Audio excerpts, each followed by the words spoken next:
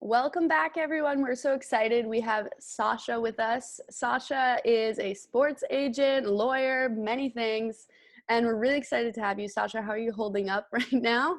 Obviously, Hey, we're at home.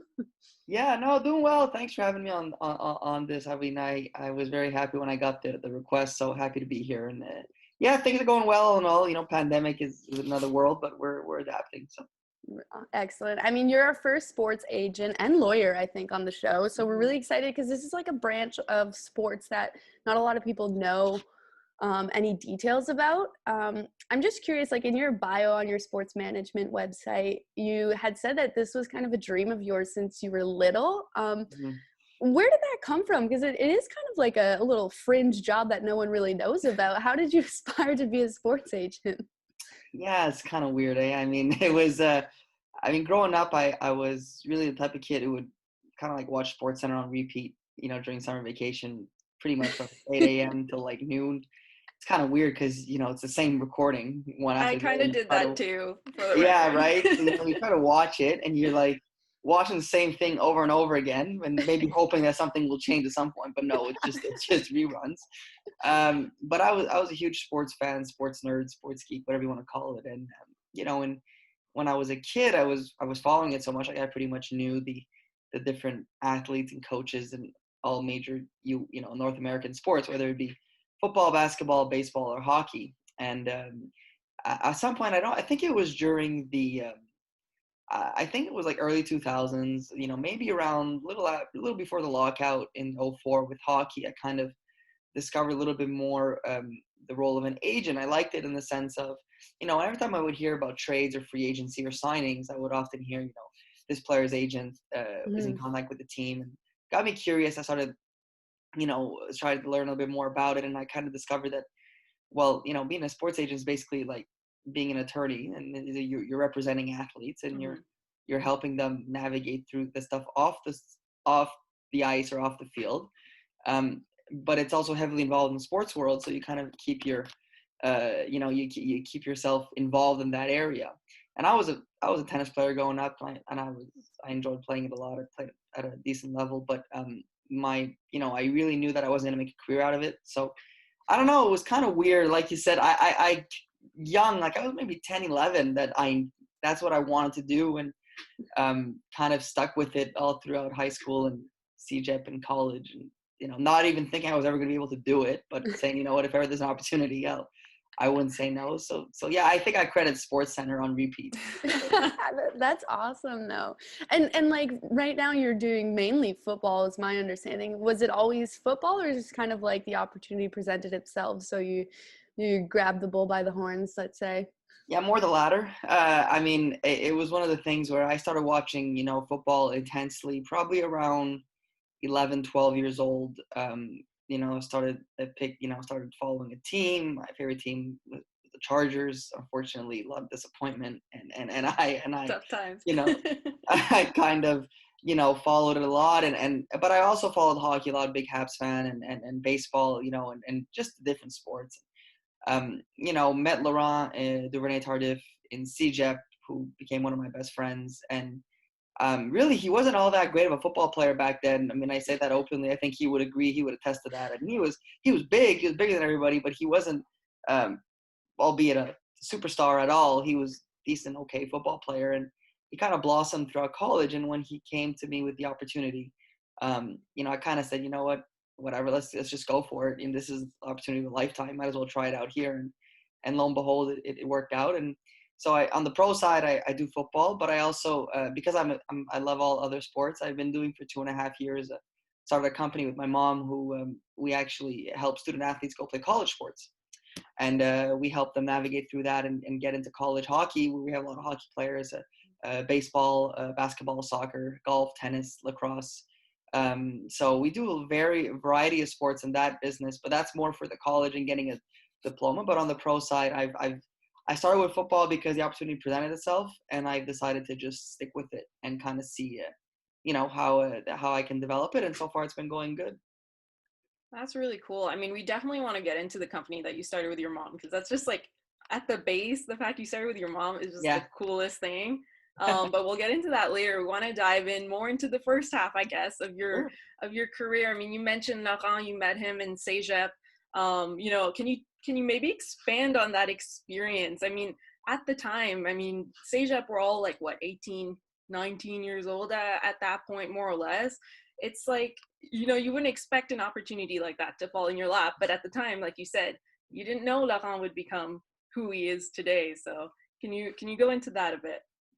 Yeah, I mean, it's one of those stories that I always, you know, when I talk about it, it always brings back other details, right? It's fun to talk. It's fun to remember those moments. You know, we were in CJF. We were just a bunch of, you know, group of friends, group of guys that really didn't have a care in the world and having a good time. You know, like it was just typical what you would do in Cégep and in university. Laurent, we met him in Cégep. He came from the South Shore, and his grandmother lived in the Unsik area. I went to Grasset, Cégep, and all my high school friends, or pretty much all of them, went to Grasset too. So we had our group of friends, and all my friends played football. I was the only one who didn't play football. Probably knew more about the NFL and CFL than they did all combined, but I didn't play at the game. I was not the body type at all to do that. And so we got to Cégep, and they met Laurent on the football team, and he integrated our group of friends, and we hit it off. And you know, he was part of the group. And you know, at the time, I mean, he was big, like he was 6'5", but he was a lot lighter back then. He was around 240. And he was playing defensive line instead of offensive line. And so he was playing, you know, then. And, you know, like it just, the way he got to college, got to McGill, I mean, he went in, you know, he ultimately started there on the football team. McGill didn't have a very good football team back then. Mm-hmm. You know, at first semester, stopped playing football. We were obviously in contact, but, you know, he was in med school, I was in law school. So we were seeing each other on occasions, you know, when we get together as a group. But everybody got a bit more busy in college, right? It was a bit different. And then all of a sudden, like if you fast forward, you know, 2 years, 3 years, he ended up back on the football team, and he ended up switching positions. And to be very honest, like I didn't really follow much of his university career up until probably May of 2013, which is the year before, like his last season would have been September of 2013, so right. It's before his senior year. So I'm actually in Australia at the time, and I was on an exchange program to do my final semester at University of Western Australia in Perth, and figured it was a nice way to end your degree by going in Australia and living the life. Definitely not a bad idea. Might as well.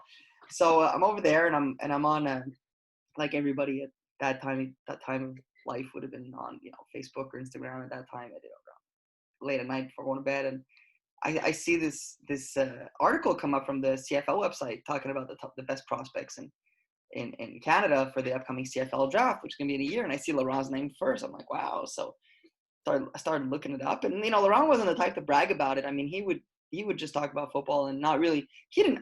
To be honest, he had no idea what was going on. Like he just showed up and played. He didn't know. Like, I mean, I'm sure like I would have had those discussions with him before. He just did what he was told to go do this, go to this All-Star game and see what happens. And so I started looking him up, and I said, wow, like, and I get his testing numbers, and I'm like, wow, this is like impressive. I start comparing them. I do my research, start comparing them to NFL first round, second round picks, and he's in those numbers. And I'm like, this is like freaky. I mean, he went up to like 315 pounds in about a year and a half because he changed positions and all that. And then the next day, I get on a call with one of my buddies who we have in common, and he's talking to me about they went out to a bar the night before with Laurent. They were talking, and he was saying that he's got a whole bunch of agents on him. And I said, oh, that's great, you know, good for him. And he says, yeah, but he wants to talk to you. I think he wants you to be his agent.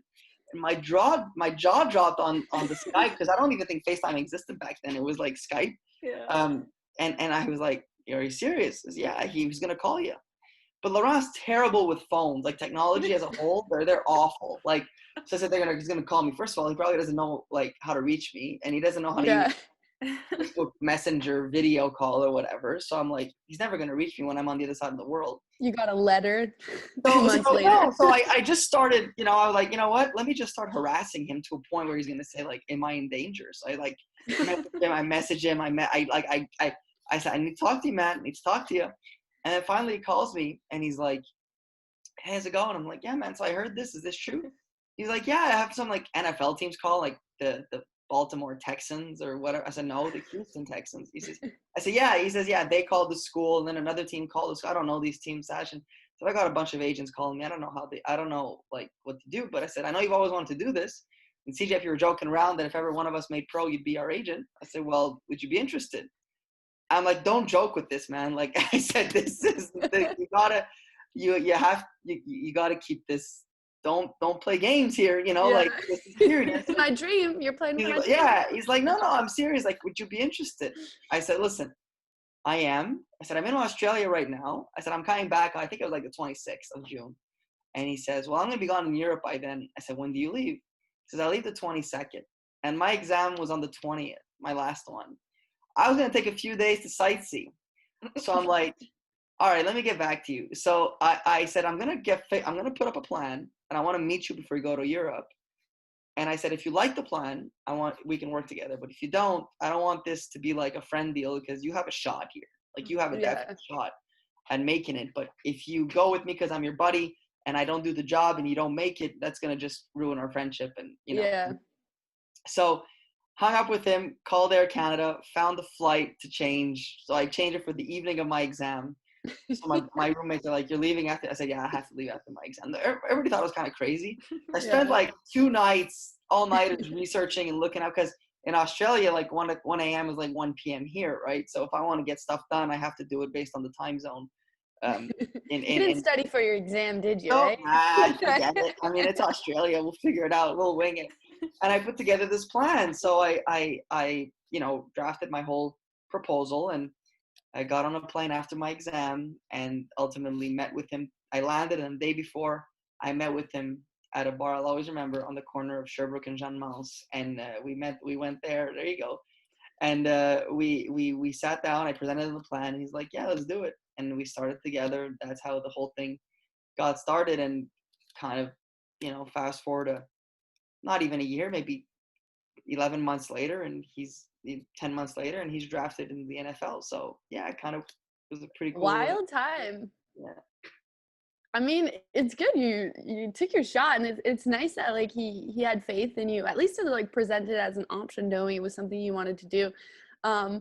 I want to know a little bit more about organizing his pro day. First off, I didn't even know agents did that. Like when I read that, I was like, okay. I was like, and then I got to think, I was like, who normally organizes this? But tell us like how that went down, and maybe why you were so involved in it, and so how it generally happens. No, that's a great question. I mean, agents don't organize pro days, and it's something that it's a pro day by definition is organized by the school. Okay. So it's in the U.S. colleges, like you have Alabama Pro Day, Louisville Pro Day. Yeah. And the schools organize them. Agents are sometimes not even allowed to be there. Like it's just really it's a school event. So in my plan for Laurent, because I knew literally nobody in the NFL circles, like I had I didn't even know the high school coach in my backyard. Like I didn't have any contacts. I said, one thing I'd like to do is I'd like to work with, I'll find a U.S. agent who's got contacts who can help us and be our U.S. liaison that we can work together with. So I did that with Laurent. And so Laurent got invited to the East-West Shrine game, which is one of the biggest all-star games in the U.S.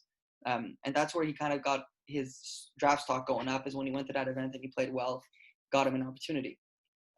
Following that event, Laurent didn't get invited to the NFL Combine, which we expected. And the CFL Combine, we thought would be a great opportunity for Laurent to get his testing numbers and have NFL scouts come. But, the CFL league office will not let NFL scouts come. So it's a CFL event. I see. Okay. We don't let NFL scouts come here. The NFL Combine is let CFL scouts go. So okay. Territorial stuff. And so we all get on the phone, the three of us, and we're like, so what do we do? And then the idea came about of saying, well, what if we did a pro day at McGill? And McGill had never done this, so they were like, we've never had this. Yeah. So I'm like, yeah, that's a good idea. Let's do that, but we have to organize it. So I told my U.S. counterpart. Spoke to sent the memo out to the teams, sent it to the league office that we were going to hold a pro day at this date. I was in charge of basically organizing the thing in Montreal, making sure that it was because it was one of those things where you're going to get scouts to cross the border, which is already a big deal because not a lot of scouts end up crossing the U.S. border at all. A lot of scouts don't even have passports. I remember a story where blows my mind. One of the teams had to send a scout up to see one of my players later on, and normally it's a Northeast scout or the Canadian college scout who goes, and they had to send their Midwest scout because he was the only one who had a passport. Funny, Wow. so it's one of those things where, you don't think of, but Yeah. So, ultimately we ended up having to organize a pro day and working with McGill and putting it together and kind of creating this McGill pro day, but for one player, which is I was like, gonna say, did anyone else attend? well, I mean, to be fair and very honest, like it's one of the, NFL scouts are coming. You don't want to all of a sudden bring out the whole roster, and most of them, well, besides Laurent, the others weren't of NFL potential. Yeah. Not to say they're not good players, just the NFL is tough, right? So, we kept it with one player. So it was like McGill Pro Day and Laurent's picture, which like scouts were saying, "What is this? Is the weirdest thing."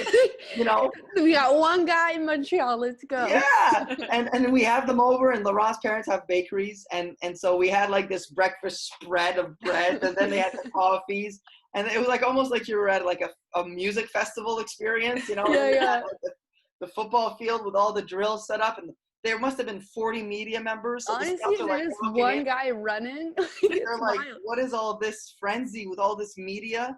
And then we had like a spread for lunch and the buffet, and they to this day I see scouts and they still tell me about that pro day, and they're like, that was the best pro day. Like we had the best time. First of all, we're in Montreal, like the best city in the world, and then they're like, we get there and we're treated like royalty, and we have like this guy who's a great player, who's like a wonderful prospect, and you got like a Hollywood red carpet with all the media taking pictures of when us. The whole town's behind him. It was insane. It was crazy, and it was the first. I mean, to my knowledge, it was the first pro day done in Quebec soil, possibly in Canadian soil. I don't know that for sure because I don't have the history of football over the past 100 years. But it was a really surreal experience. So yeah, it was pretty cool. Mel and I, we both read. Oh, sorry, Mel, go ahead. No, I was just like, quick question. I guess, was it difficult to convince kind of the scouts to come? Like you have one player, right? Was it they have to fly here, stay in a hotel? Like, was it hard, or they had this much like confidence in Laurent's potential that they were like, no problem, you set it up, we'll be there? No, there was interest. There was interest. Okay. I mean, it wasn't a hard sales job. I think. Okay. Sometimes when you see players and not all of them are of that level, and you're like, okay, that's harder to get scouts there. But the way he performed at the Shrine game, his measurables, I mean, 6'5", 315, lean. We're not talking about a 35% body fat. We're talking about a guy who kept a very healthy and very athletic body fat percentage, move very well. His testing scores were going to be very good. And obviously, scouts know Montreal for all the great nightlife, the great restaurants, the other reasons, Definite incentive. Like, if I can come here and enjoy myself for a weekend instead of being in the middle of Iowa, where seriously, and then like it's gonna be short at work. So it wasn't that difficult. But whether it's one player or not, I mean, Laurent ended up having draftable grade on him. So I think the biggest thing was we didn't think about it at the time, but when we set the date, it was the same date as Johnny Manziel's pro day. Now at the time, Johnny Manziel was a big deal. Now he kind of didn't prosper as a prospect as much as people thought, but he was a big prospect coming out of college. I remember we had our 9 NFL teams there. And we were like, oh, this is great. Then we look and Johnny Manziel has 23 or 30 or whatever it was. And I'm like, oh, all right. I mean, we're not there yet, but hey, at least we got 9. Yeah, that's awesome. It's funny because both Mel and I read the article on Podium where it was kind of like your own voice talking about that day. And my heart dropped when Laurent joked that he was sick and couldn't make it. Because I worked in PR that's how Mel and I met in women's hockey, and then for the Laval Rockets. So it's like whenever everything's going super well, and then the player cancels because they're not feeling good, and then you have to tell everybody. My heart sank, and then when it was just a joke, I had to take a break. I couldn't keep reading. It was so believable when he called me. Like, he really did a good job. He called me, and I was telling him he came back from training in the U.S. and he had to do his rotation in pediatrics because he had to.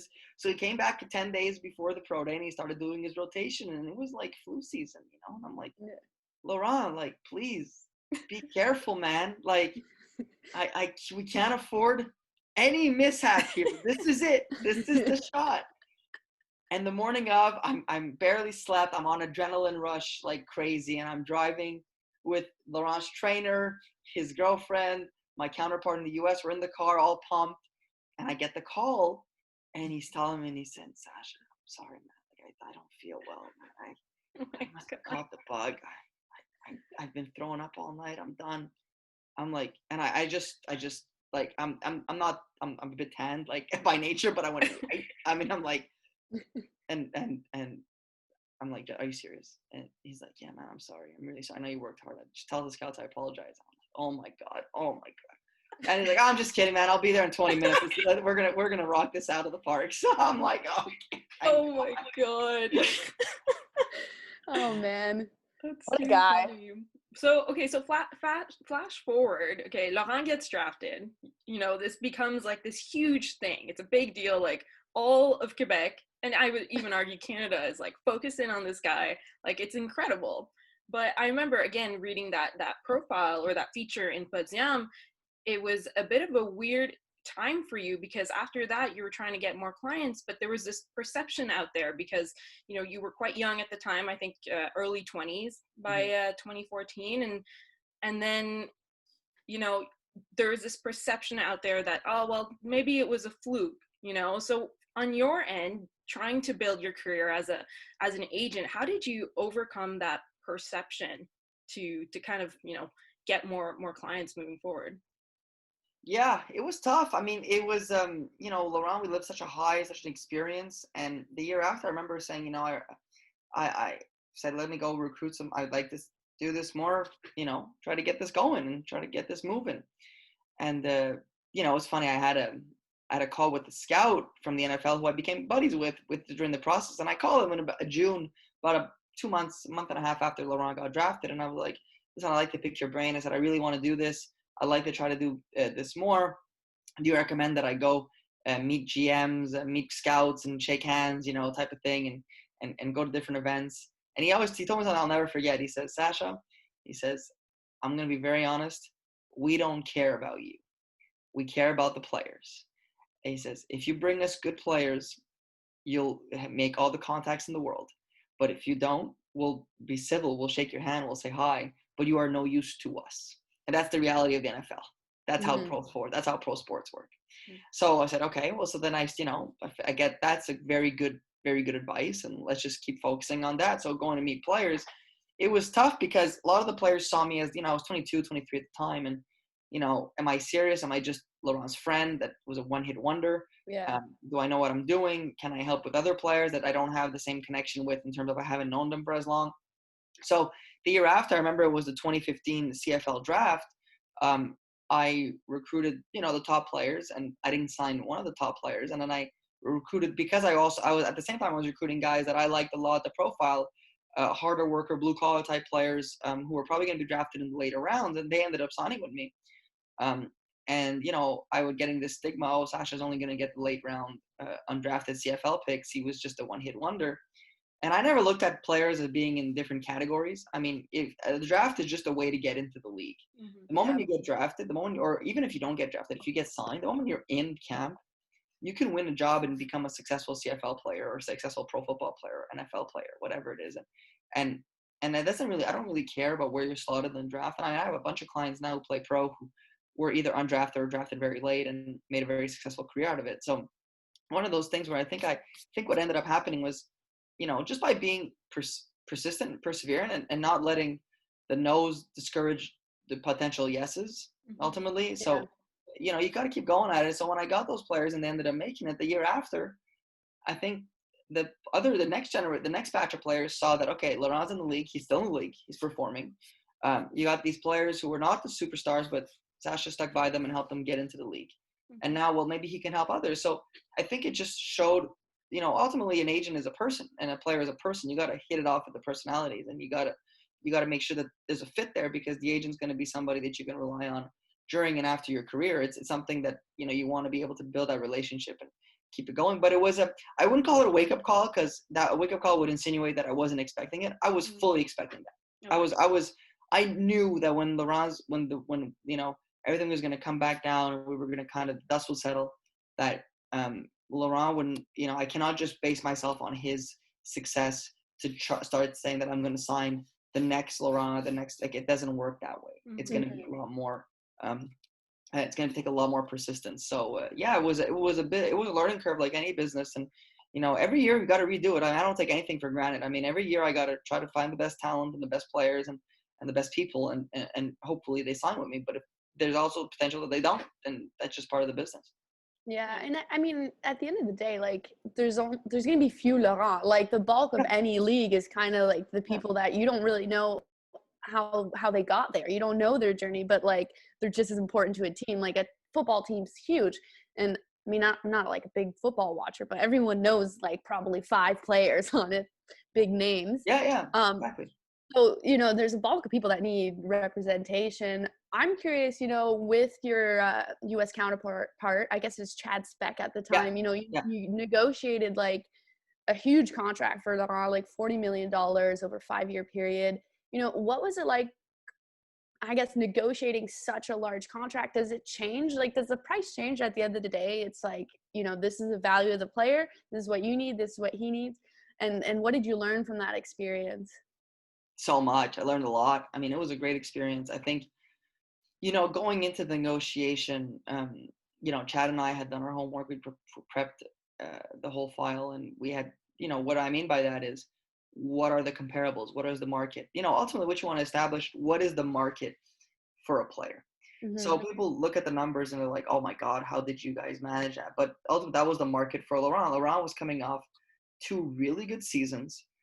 He had progressed. He was really a cornerstone of the offensive line and a young player, and had done a lot of good things. And general manager and the whole staff was interested in extending him and not having to wait another year and have him risk testing free agency, because you want to build around your offensive line. He was a starting offensive lineman. And so ultimately what the work there to be done is to establish what the market is. And when you know what your market is, then it's a lot easier to navigate through that and to be able to make sure that you're not undervaluing your player and understanding what the opportunities for this are. I think our what helped us was when we understood and we knew Laurent was playing such a high level, you're able to place him in the top 5, top 10 of the league in terms of play. And then you look at, so top 5, top 10 of play equals top 5, top 10 pay, right? Yeah. So then you look at the salary and all that. But I think it's, I negotiate CFL contracts, negotiate NFL contracts, and ultimately you cannot let the number of zeros affect the way you approach it, because a market's a market. Whether you're buying a pack of apples at the market, at the grocery store, or whether you're buying a car or a house, or in this case a football player, you need to see what that value is. Yeah. So I think that's where with Laurent and with Chad, we put together a good file, and we knew that if we didn't get the offer we wanted, we were going to play out the year, and then eventually he would become an unrestricted free agent, which would open his market up to many teams. And then with the more teams, more offers would maybe bring the price up. So Kansas City knew that too. And ultimately we weren't trying to be greedy. We were just trying to find something that was fair, and we got a deal done that made sense. So it all worked out. So it's interesting because, I mean, obviously your first experience is with Laurent, who ended up becoming this huge star, winning the Super Bowl, and obviously I feel like the pride of Quebec. But before all of that, first and foremost, you guys were friends. Yeah. You had that foundation, and I wonder, I think a lot of other agents might not have that kind of relationship with their clients, or even with their first clients. So I'm wondering, how did that first experience with Laurent affect the way you perceive your profession and the way you conduct your business as an agent? Because I can imagine having a personal relationship with a client that goes beyond contracts and numbers can have an impact on the way you want to treat your clients and the types of relationships that you seek with them as well. Yeah, it was unique. It was a great way to start a career. You couldn't ask for better. At the same time, it was one of those things that if you weren't careful and if you expected that to be repeated, you'd be heavily disappointed. I think it's all about expectations, right? I mean, I took the concepts of what I built with Laurent and turned, we have a friendship, and we use that as a foundation for our business relationship, which we've been working together ever since. I think with other clients, which I might not have the same relationship because we didn't know each other until football, the context, you cannot try to recreate that and force it. I think what's important is to build the personal relationship and to show who you are as an individual. I said it before, there are agents and players and coaches and scouts, but ultimately we're all people. And if you find the way to connect person to person, and even in a business context, it'll make things a lot easier, and it'll make things more enjoyable. And so even if my clients, they're not necessarily, they're going to call me on every day to talk about their day and talk about their general lives, they know that if they need something, or if they need assistance, or if they can rely on me. And I think that's the strong part. And I think that's the strength of what I've tried to build with other players, is not to try to recreate something like with Laurent, but let it happen organically and let it happen naturally. I always compare, it's kind of funny, but I always compare recruiting clients to dating in a way. And I say, you got to go and build the relationship, and you got to make sure that it's, the communication is there, and that players are always in a position where they can know that if they need something, especially during pandemic, as a great example, they need assistance, that they can ask me. Whether I can or cannot help them is one thing, depending on what the ask is, but they are comfortable enough to do so. And I think that that's always something that's very important. Well, you just brought up the pandemic. Like, I'm curious, how has your profession been affected by it? It was something we were going to ask later, but now that you brought it up, it seems that I feel like there's been a bit of a change there too.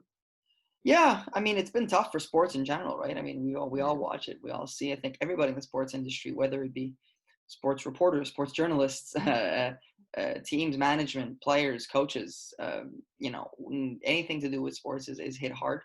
For me, it was, sure, the obvious is no CFL this year means no revenues, means players, all that is connected.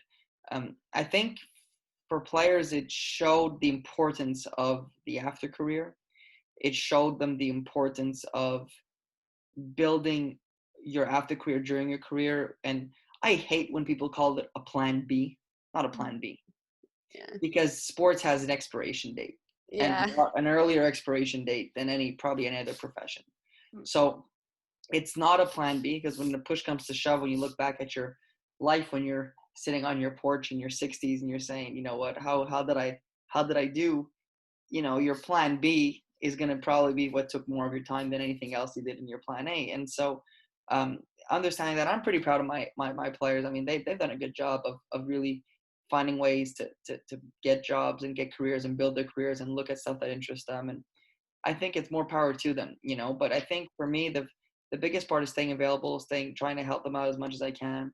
A lot of frustration with the CFL and how things were handled. Still a lot of frustration. I think there was a lot of disregard to the player situation for a long time, and lack of leadership, lack of plan, lack of a lot of things that have ultimately led to the players kind of being in limbo for the longest time. And I mean, CFL is a wonderful league that is on a lower budget. It's not necessarily a league that has the most money, but it's a league that has a lot of history.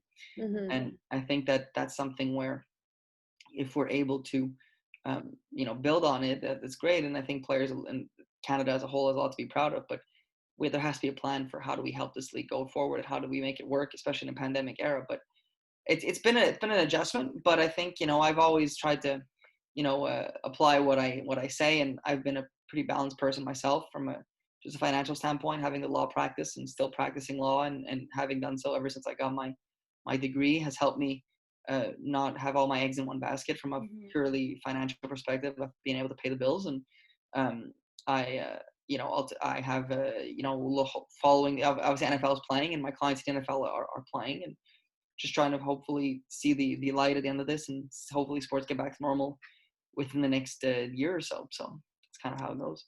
Yeah, let's hope, because everyone's taking a hit. So you have players in the NFL and in the CFL as well, and you're also an agent with the NFLPA and CFLPA. What's the difference requirements, I guess, on your end? Does it change anything, or is it just like you kind of, as soon as you have players in both leagues, then you can kind of participate? How does this work? Yeah, so it's different a little bit. Okay. CFL is pretty straightforward. You want to become a CFL agent, you apply, you write an exam, and then you pay your annual fees. Whether you have one client or 100 clients, doesn't change anything. Pay to play, kind of. Yeah, you pay your dues, and that's fine. It's simple. NFL is a little bit more complex. So you apply. You have like a 1 month a year period where you can apply to be an agent, and then you pay a decent fee, you know, a couple thousand, and that's just for the background check. And then Oh, uh, and then they do the background check to make sure you're not going to steal the players' monies and stuff like that. And included in that fee is you have to write an exam, where the passing rate is pretty low. Actually, it's about I would say a 40 to 50% passing rate, or what I was told. Okay. Okay. Well, it's like a seminar. It used to be, I don't know what pandemic, what it is, but it used to be a seminar in DC. You go for 3 days and you write an exam at the end. If you pass the exam, you end up getting your credentials. So then when you pass the exam, then you got to pay your annual fee and your liability insurance, another couple grand. So, you know, already you're out of pocket a little bit. But then to maintain your certification, you need to sign at least one contract, like with an NFL team. Like one of your clients has to sign one contract with an NFL team every 3 years. So every time every time one of my clients signs a contract, the 3-year period kicks in again. Okay. You understand? Yeah. So in 1 year, let's say you signed 5 athletes, but they don't accumulate. So after 3 years, if none of them re-signed, you're out. Exactly. Okay. Exactly. So like my latest contract would be Ryan Hunter, who signed with the Chargers about a month ago. Anyway, so you're good for 3 years now. I'm good for 3 years. But it's always something in your mind. And a lot of agents, so what ends up happening is there was a statistic back in the day, maybe about 5 years ago, that said something pretty crazy. It said, let me try to remember this exactly. It was 50% of the agents, certified agents in the NFL, had no clients. 25% had between 1 and 4. And the other 25% had all the rest. wow. That's wild. So it's a very competitive business. Yeah. But once you're at the top, you stay at the top. Yeah, once you're at the top, you're doing well. But you know, the 3-year period is a very tough one for a lot of agents. And they get there and they have a lot of hopes and ambitions and dreams. And it's a tough market out there. And you want to get at least that contract to get your 3-year out of the way. But it's not easy. Not easy at all. Does that incentivize, like, do you think that biases agents? Like, because you kind of have some skin in the game, right? So when you're negotiating something, I guess, like, I don't want to sound malicious, but like, would an agent ever negotiate something shorter, knowing that they would re-sign probably in that 3-year period? No, I don't think so. I mean, okay. I mean, your question is very valid. I think that logically, if you're able to get a client and who's signing a decent term contract, let's say a drafted rookie, you know, that's a 4-year deal. If you have a client who's drafted, the chances of you getting another client are pretty good. You know, it's just they'll want it. You know, it's more for it's really getting that first one is the toughest one, and then after that, getting the second one, the third one. They're not easy, but it's a tough rule, you know. So when I found out that rule, I was like, okay. Can I last more than 3 years? And if I do, this is great. I've succeeded. and I got my certification in September of 2015. So it's been 5, and I'm okay for another 3. So really, I'm gonna be done at the minimum of 8, and maybe that'll be it, or maybe it'll be more. Who knows? But it'll be something. So. Oh, that's awesome. I really like your outlook on it. I mean, you got it. It's because it's such a tough business. And it's so hard to get in that when you're in, you don't I hope it never ends. Like, I mean, obviously you want it to last as long as possible, but you also have to be realistic and say, it'll probably end at some point. Like, you'll probably not be the guy at some point, but just enjoy while it lasts, you know, like it's like a hockey career, right? It's like, I was going to say, it's like you made it just as much as Laurent made it. What? And you know, at one point you're gonna be too old and you're not gonna be able to play anymore. But you don't dwell on that. You don't try to think about that. You think about it now, and you say, "Okay, I'm enjoying it." I remember I was at Super Bowl. Just on that point. I was gonna say, how the hell was the Super Bowl? That, but I was at Super Bowl, and I promised myself I got on that plane, and I promised myself that I have to enjoy every single second. Like I have to, even if it's pouring rain in Miami and I am like drenched, I like, this is the best day of my life. Like I just don't care. Like, because you don't know if that's gonna happen again. And I didn't even think about the pandemic. It wasn't even because of that. You just no one thought about the pandemic. Yeah, you gotta enjoy it. So I try. I mean, I'm saying this now. It's harder said than done. Yeah. But yes, it's funny because I was thinking about that 2-3 days I was driving. I was like, I just did that. Okay, so I got another 3 years. So I'm gonna be up to 8. I'm pretty good career when it's all said and done. If ever. Hopefully I get to 10, and then great, and maybe 15. Who knows? We'll see how it develops. Definitely keeps you grounded. 5 years. I was gonna say we're gonna see you in 5 years in that top tier, just monopolizing all the players. Okay, quick question: was it harder to write the bar or get your NFLPA certification? The bar. The bar. Yeah. No, and the NFLPA wasn't easy. Okay. But the bar. Let's not. I figured, but I had to ask, given how difficult the NFLPA have been. That bar, man, it is tough. I have to say, and I've, we've all done our fair share of exams, and some were tougher than others. And I was doing the bar, and I was like, oh, maybe I think this is harder than it is. And looking back on it, I'm gonna be like, it's not that complicated. But no, it was tough. I know a bunch of people who've done the bar, and a lot of them had to take it a second time because they didn't get it the first. It's hard. Yeah, no, it was hard, and during this, while I was studying for the bar, Laurent, was the draft process. So I was in class, and I was literally like on my phone pretty much the whole time. I had to go tell the teachers why I was on the phone, like on text. I said, we're a class of 15. Got the kid on the right who's literally on his phone all the time. Looks like he doesn't care. Looks like and you're like, I'm working, okay? I'm sorry. Like I have to do some stuff that are pretty time sensitive, especially around the pro day time. For sure. But it all worked out. It was a good experience, so it was a lot of fun. That's awesome. All right, so we want to move on to your company now that you started with your mom. Vision Ahead and After Sports. For short, it's VA-AS, right? Yeah. So it's really cool because when I went on your website, I was really delighted to see that it's not just about the aspirations of the athletes on the field or on the ice or whatever. It's really also what happens afterwards, which I think is really interesting. So first off, why did you decide to start a company with your mom? I think that's the coolest thing, honestly.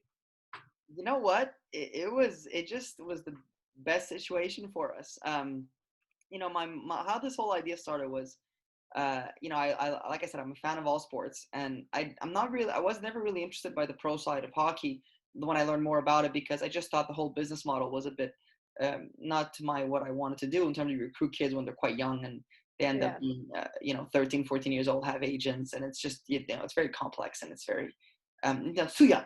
Ultimately, I find it's too young, and it bothered me. But I played tennis my whole junior career. My brother played tennis. He was a better tennis player than I was, and my younger brother, and he ended up getting a tennis scholarship to go play Division I tennis in the U.S. And he went there, and he did great. I loved the experience, and I thought it was just fantastic for him. And ultimately, I was talking about it. I had this idea with my mom. I was telling her because my mom helped my brother go through the whole process, and she learned a lot of things, and she helped a couple other kids just to navigate through it. And I say, in Quebec, it's complicated because you don't have grade 12, you have CEGEP, you don't have, it's French and English, and you don't know how it works. And a lot of student athletes don't really get the visibility that they want and they deserve, and they don't really know how it works. So, it would be great to put together a service where we can kind of help the student athletes navigate through that and kind of be a resource for them to, ultimately take advantage of it. And I talked to that with my mom, and I knew she knew a lot about the whole academic side and the rules and all that, and all those different things. And ultimately, she ended up, I said, listen, are you interested? Let's start this. I mean, we don't know what it's going to do, but it's going to work out.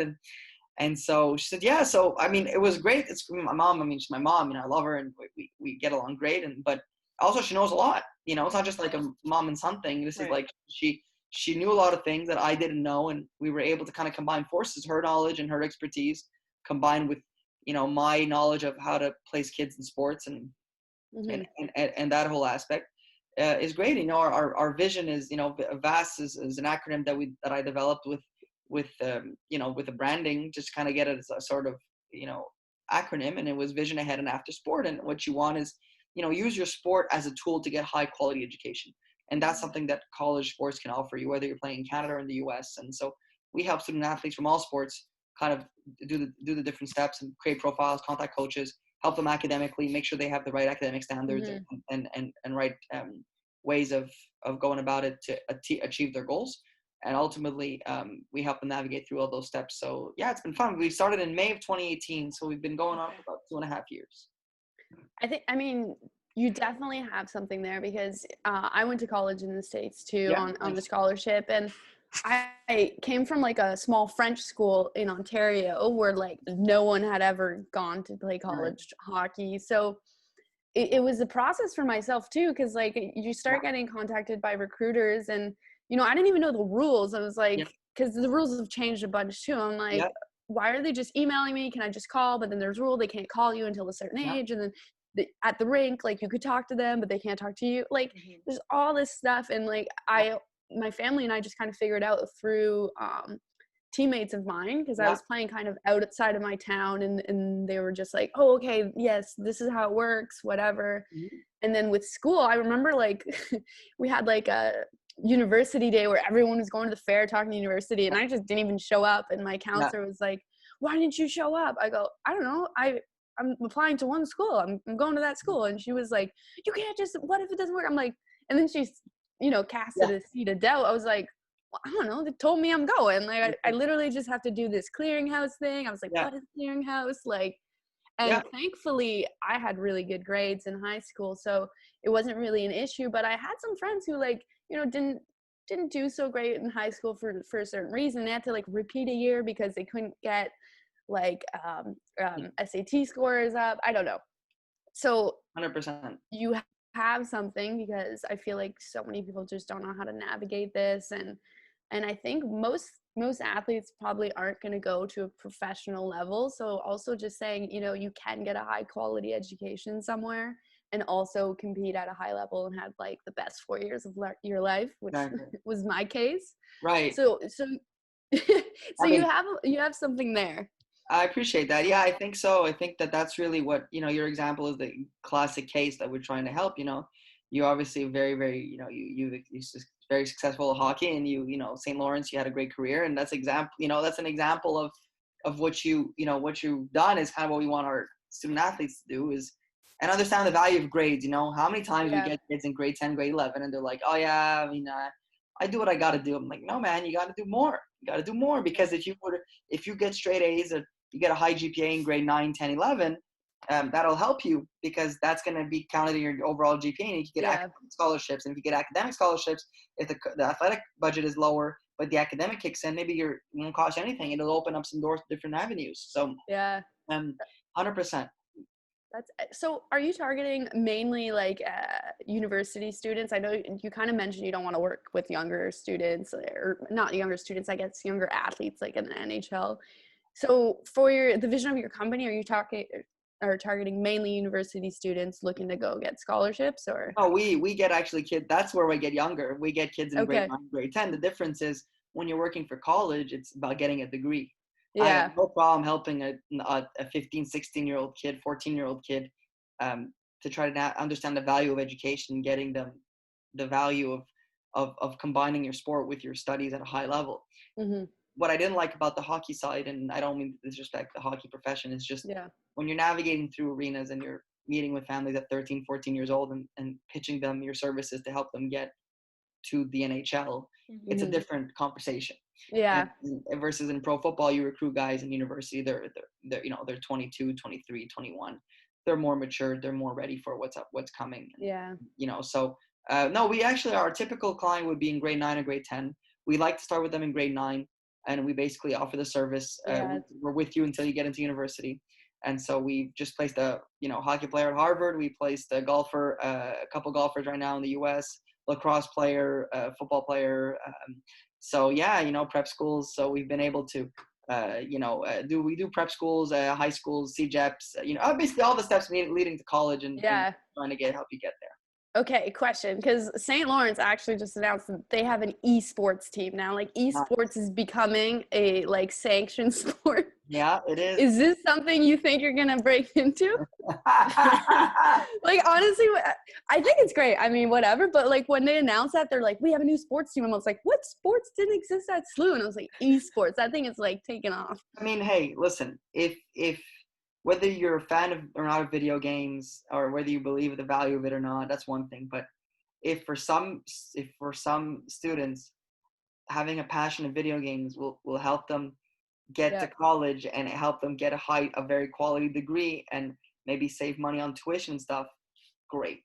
You know, Go for it. obviously the same fundamentals of staying active and all that is very important, but yeah, Yeah. that's always something that you gotta take in consideration. But I would say that I mean, I'm not against it at all. I mean, heck, if we get an opportunity with esports client, I mean, I'll teach me how to play Madden properly. Maybe I'll be better at it. What happens. Yeah, why not? At this point, honestly, like whatever keeps them going and motivated in school, I think that's like the most important part. And what's really cool about your company is that you guys offer so many services. Anybody can find those online on your website.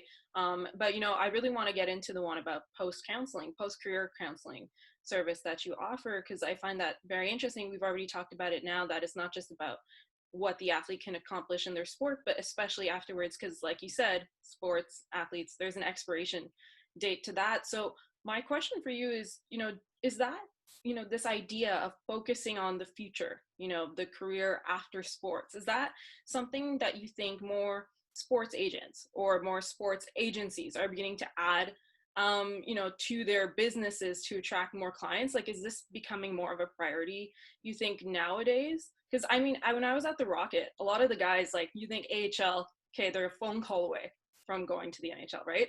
But surprisingly, a lot of them were also in school still. Some of them were taking classes and whatnot, and some of these same guys got called up for a game or two, and they could very well have a long NHL career. Who knows? But they're also keeping school in mind as well. So I find that very interesting that more even professional athletes are looking into this post-career stuff as well. I mean, I think it should be the cornerstone of every sports agency. I mean, I'm going to be honest with you. You know, when a player gets drafted first round, is that the agent's doing? No, it's not the agent's doing. And any agent who takes credit for that is not being honest about it. Okay. Sure, you get the odd case where maybe a player was scheduled to go second round and an agent placed a couple calls and put enough doubt into management's head that they got a first round pick. But my point is, if a player is getting in the first round, he's basically a top 3 round talent. Now, is that the agent who's done that? No, that's the player who's done that because of his level of play, because of his ability, because of the way that he's been able to achieve that in pro football or in NHL or whatever. But what is the added value of an agent? What is the added value of what an agent can bring? So typically it was always contract negotiations, right? Which I think is very valid. Having somebody who understands contracts who can bring you added value in your deal to make you extra money, I think is good. But for me, the after career is so important. And, you know, my acronym VAS is something that I developed. But, you know, my college business we talk about, my mom, is called VAS College Recruiting, Vision Ahead and After Sports College Recruiting. My pro side, I call it VAS Management, Vision Ahead and After Sports Management. And it sounds similar, but the acronym is the same, but the second word is different, which differentiates the two. Point being is that for me, the value of being there and helping athletes for their after career is very important. Not all athletes need it. Not all of them have their own plan. But if some need assistance, some need help, some need guidance in that, I can help with the network I built because of my law practice. The network I built because of working with Laurent, working with other athletes. And I think those are things that are important to develop. And I think if you have the right mentality as a student athlete, when you get out of college as a student athlete, yes, you can have a degree in communications, you can have a degree in marketing, but it's not about the degree, it's about being able to have successfully achieved that with good grades while doing the sport, while doing the extracurriculars. That says so much more about an individual than it says about just what's written on a piece of paper. And I think that for the pro side, I think more and more agents have to go down that road because that's your added value. That's something that you can help with that the athlete maybe did not do while they were playing. They're focused on being the best at their craft. An agent has a lot of added value, but an agent cannot take credit for the player's talent. So if a player is talented enough to get drafted in the early rounds, that's on the player. So what is the added value? Why are you there? What is the service you're offering? And I think we offer a lot of great services, but I think that one in particular is something that more and more should be emphasized on, because I think it could do a lot of things. I was actually going to be organizing a fair, like almost like a job fair, in April of 2020. It got canceled due to pandemic, but we were organizing an event where we were inviting people from all different workplaces to come and meet with different athletes, pro athletes, and so they let the athletes discover different areas of work that maybe they'd be interested in down the road. So hopefully something that we can do, but that once the pandemic allows it. But it's something that I think is could be very beneficial, and just goes in the same breath of helping with the after career. Yeah, I think, have you heard about Maison des Champions? Because we had a Cass Puget, who's a friend of mine, teammate, and she works for Maison des Champions, which is, I feel like it's also like umbrella in this. Have you heard of this company? I've heard about it a little bit, yeah, but I never really connected with them yet. Yeah, I think it could be interesting just because like they're really focused on like athletes, military, but also like high profile business people, like CEOs. Like, what do you do after you've kind of hit that peak, but you still have the rest of your life going? And I think they tackle it more of like, yes, they do have resources for like career path, but also like emotionally, like how do you handle that? So I don't know. I'm sensing a good collaboration maybe down the road. Interesting. Yeah, I like that. Appreciate that. Thank you. Because I think like when your career stops, like even though like I didn't necessarily have a professional career, professional women's hockey, we're trying to create something, but as soon as like even after college, I was like, oh my God, like I missed it. I didn't know what to do with myself. Thankfully, like I was always really academically driven, but I think it's an exceptional resource. And you talked about negotiating. It is like a primary part of your job in certain instances in the athlete's career. I guess like how does the negotiation happen? And like I was curious too, because like I assume you negotiate people's sponsorships too. Like an athlete sometimes has side income from their just playing career. So I guess, is it different if you're negotiating a sponsorship thing? Is this something you could focus on leveraging post-career as a player? And how do you prep for these things? Yeah, I think the sponsorship talks take way too much place in athletes' minds. Okay. I think that a very few athletes can actually make a lot of money with that. And I think often they overvalue the market that is out there, especially in Quebec and in Canada. I think that, Laurent's an exception to that rule. I do all his marketing and his sponsorship deals. And that's a lot of my time and a lot of negotiations. I would say that a lot of negotiations back and forth are with sponsorship deals for Laurent. I mean, that's he's been able to build himself a nice brand and a nice image in Quebec and in Canada, which has been able to help him kind of, develop some opportunities. That being said, I think that, we're with him, he's the exception to the rule. The rule is, marketing is something that is a bonus. Do not expect that to come in. If it is, it's gravy, but focus in on all the other things. I think building something steady, something solid, whether it's entrepreneurial, whether it's a steady job, whatever it is, you can figure that out. All right. Well, I think we're over a allotted time. We booked you for an hour, and Zoom is also letting us know. So we had a couple more questions, but you know what? We'll jump to our concluding questions now, and we'll maybe keep those for another time, Sasha. Sure. You talk about Laurent again, and now, I mean, from what I read online, is that you have at least 40 clients, and you've negotiated around 50 CFL and NFL contracts. And I feel like truly you've helped shine a light on football here in Quebec and on the players that this province has created. So, would you say that you're kind of like the leading source of information, I guess, or insider information on Quebec football? Or, because I feel like you're the guy to go to for that information, especially from the NFL side of things, maybe less CFL, but. I appreciate that. I try to, I like to consider myself a down-to-earth, humble person. So we'll build you up. We'll build you up. I'm blushing. Listen, I think that when it's all said and done, when I look back on my career, I 50 contracts. I mean, it's all, I do mostly CFL. It's not to get people confused. Like it's not with NFL deals. It's mostly CFL with a handful of NFL contracts. I don't value my career on the number of contracts negotiated. I don't value it on the amount of dollars negotiated. I think if I can leave this profession down the road and say that I've helped put Quebec football and Quebec football players on the map, that would be my biggest accomplishment. And I take a lot of pride in that. I take a lot of pride in that in terms of, when NFL scouts are contacting me and asking me who are the next guys to watch, who are the guys to watch in Canada, and then basing themselves on my information to kind of get more, information or data on players up here, I think is great. And look, we've had, Laurent was the first pro day, but then we did a pro day every year since 2016. There's been a pro day in Canada that we've developed. So it went not in 2016. It was David Onyemata, who wasn't my client, but in 2017, since 2017, there's been a pro day in Quebec every single year with NFL scouts present. And I think that is something that I've taken a lot of pride in because it's something that was done before. And hopefully we can keep that run going. And as long as the players the quality is there and the interest level is there, then I think we can do a lot of successful things. For sure. And I think that's going to motivate players too, right? Because, if you see it, you could be it. Like right now, Laurent, I'm sure, is starting a movement with, young guys, like really pushing for it, seeing his success and knowing that there are pro days, they're going to probably work out a little bit harder at the gym, etc.